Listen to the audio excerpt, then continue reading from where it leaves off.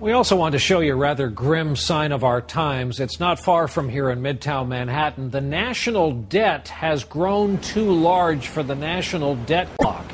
It went up back in 1989 when the nation's debt was less than $3 trillion. The debt has been piling up so fast lately they had to drop the dollar sign to make room for an extra digit as the number turned over to more than $10 trillion now and counting. I pledge allegiance to America's debt and to the Chinese government that lends us money and to the interest for which we pay compoundable with higher taxes and lower pay until the day we die. American taxpayers owe more than $500 million in interest payments every day to cover our government's debt. Much of that debt is owed to foreign governments. That stinks. Yes, we can. Yes, we can. Yes, we can. Yes, we can. Yes, we can. Yes, we can. Yes, we can. When arguing against increases in the federal deficit, one of the biggest objections I've heard is George W. Bush spending like Paris Hilton on a bender. Why the sudden concern with spending now that President Obama is doing it? I think the best way to answer that question is to look at the federal debt as a kind of road trip. Our debt road trip starts in the heart of New York City. For every mile we travel away from Madison Square Garden, the debt increases by about $6 billion. Let's say that every year is an hour. That way we can describe how fast we're increasing the debt in a way we're all familiar with. Miles per hour. We're going to adjust all our numbers for inflation and pick up the road trip at the beginning of the 20th century. It's 1900 and we're outside Newark, New Jersey. For almost 30 years we kind of wander around the New Jersey area, and by the time the Great Depression hits, we're in Trenton. Then we get the Great Depression and World War II. Under Franklin Roosevelt we drive all the way to Greensboro, North Carolina, doing about 40 miles an hour. But with the war over, under Harry Truman, we slammed on the debt brakes, pulled a U-ey, and drove the debt car back just south of Richmond, Virginia. There we hang out for decades, never going further than Cochrane. Then, under Ronald Reagan with the Democratic Congress, we sped up to 50 and drove almost all the way to Atlanta. Under H.W. Bush and with the Democratic Congress, we were doing 63 and ended up just past Tuscaloosa. Then, under Clinton and with the Republican Congress, we slowed down to about 18, which brought us just outside Jackson, Mississippi. Under George W. Bush and with the Republican Congress, we sped back up to 64, taking us a little bit past the Dallas-Fort Worth area.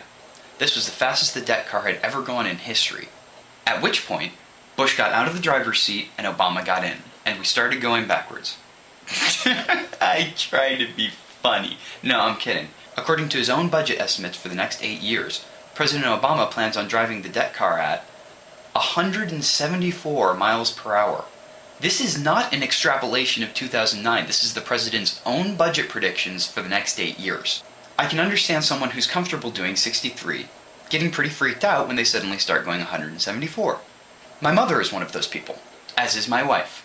And apparently all of my friends, none of whom were willing to drive 170 miles an hour down a perfectly flat, straight piece of highway while I filmed them for this video. Instead, what you get is this less exciting but somewhat safer visual of how fast Obama is increasing the debt compared to the last 4 presidents. As you can see, Obama's planned spending makes Bush look like a coupon-clipping housewife. What I don't understand is people who were screaming that we were driving irresponsibly fast at 63, suddenly claiming that 170 is a perfectly reasonable speed. I think it may have more to do with who's driving, but it doesn't sound like an era of responsibility to me.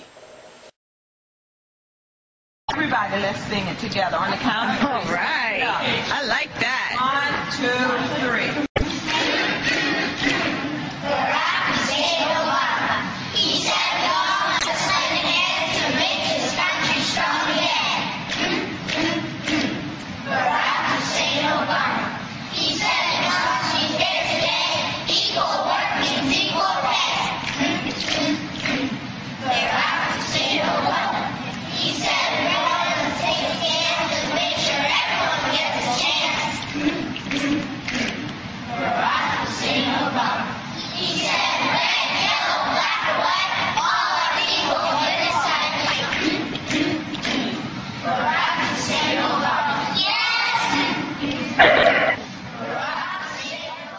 because the Chinese officials are saying, well, we might not want to be buying any more American debt. How are you going to pay for this? The national debt's at $9 trillion now and headed north.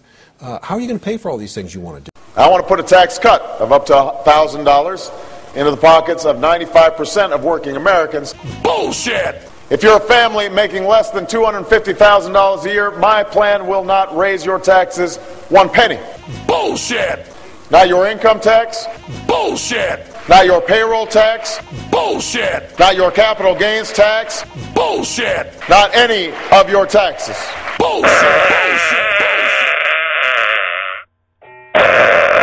Bullshit! Bullshit! Bullshit! Your new tax plan is going to tax me more, doesn't it? It's not that I want to punish your success. I just want to make sure that everybody who is behind you, that they've got a chance at success too. I think when you spread the wealth around, it's good for everybody. What? I think when you spread the wealth around, it's good for everybody. What? When you spread the wealth around, it's good for everybody. Well, that's his philosophy. All right. You have, however, said you would favor an increase in the capital gains tax. As a matter of fact, you said on CNBC, and I quote, "I certainly would not go above what existed under Bill Clinton, which was 28%. It's now 15%. That's almost a doubling if you went to 28%. But actually, Bill Clinton in 1997 signed legislation that dropped the capital gains tax to 20%. Right.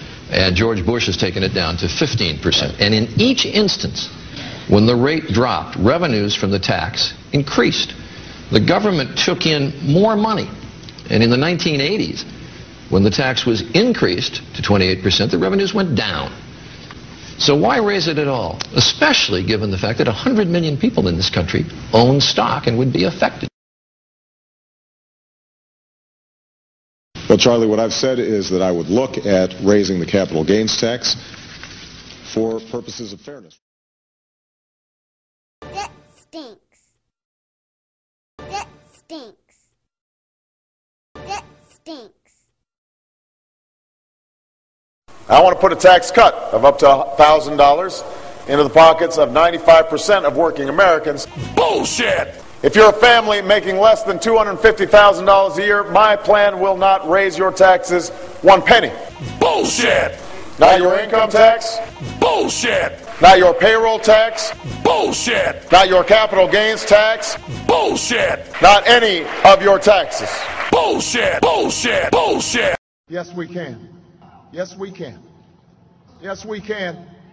Yes, we can. If you're some man, look at the tongue, look at the tongue, look at the tongue. Obama is cooking.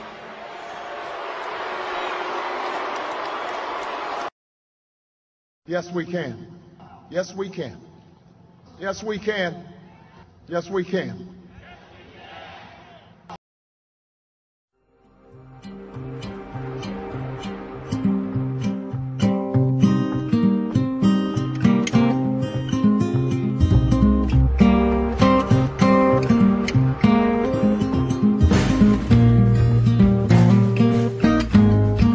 Oh,